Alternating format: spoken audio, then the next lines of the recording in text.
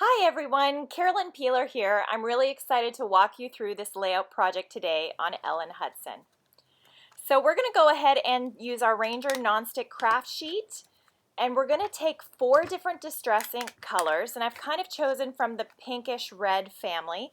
I've used spun sugar, tattered rose, Victorian velvet, and worn lipstick. As you can see, I just smushed them onto the craft pad or craft mat, and then I just went ahead and used a spray bottle to spray some water onto it.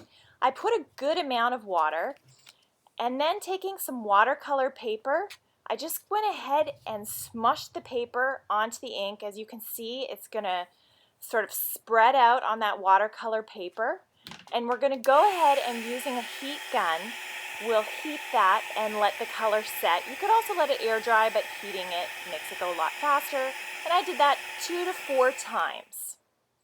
Okay, next we're going to get ready our watercolor butterfly. This is a stamp by My Favorite Things called Blissful Butterflies. We're going to start with Victorian Velvet, which is the lightest color, and just do a touch on the top of the wings. Then we're going to use worn lipstick distress ink, and that's going to go on the rest of the butterfly wings. Then Wild Honey down the center and a little bit of tea dye on the antenna. And we're using the distress markers. These work really, really well for this watercolor technique to give a really sort of romantic look to your stamping. After we've colored it, we're going to take the spray bottle and squirt it, holding the bottle about 8 inches or so away from your project so you get just a light misting of the water onto the stamp. And there you have it. You can let it air dry or heat set it as you wish. Next, I'm going to go ahead and show you the watercolor splotches on my white cardstock background. So for this, I used the 2 distress markers that you can see at the top of the screen, Wild Honey and Mustard Seed, and I just went ahead and colored those onto the Ranger non-stick craft mat.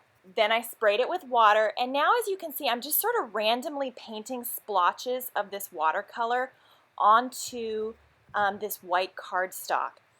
It's a really random placement. You will notice that I kind of stay away from the middle of the paper. That's because the focal point of our layout is going to be on the middle, so I don't have to worry about using up supplies or getting creative in the middle there. So just randomly apply color. You can go back and add a little bit more to make your splotches a bit deeper. And sort of once you're happy with the way everything is starting to look, as you can see, I'm just sort of fiddling around here. There's no rhyme or reason. You just sort of want to get this nice random bunch of colors. Then you're going to go ahead and heat set with the heat gun.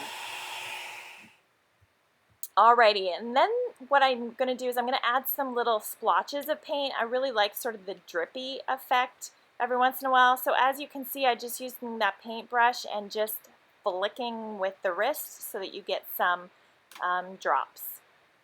At this point here, I've assembled the paper parts of my project together, and I have sewed that butterfly onto the background paper.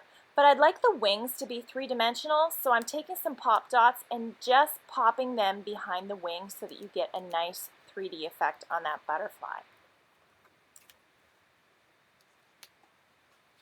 Alrighty, so next what we're going to do is I'm going to show you this lovely die cut, and it really is a lovely die cut, and this is by Chamel.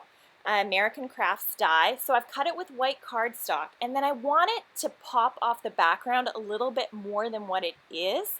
So I've just used the Pumice Stone Distress marker, and I'm going ahead and adding a shadow to the cardstock die cut there.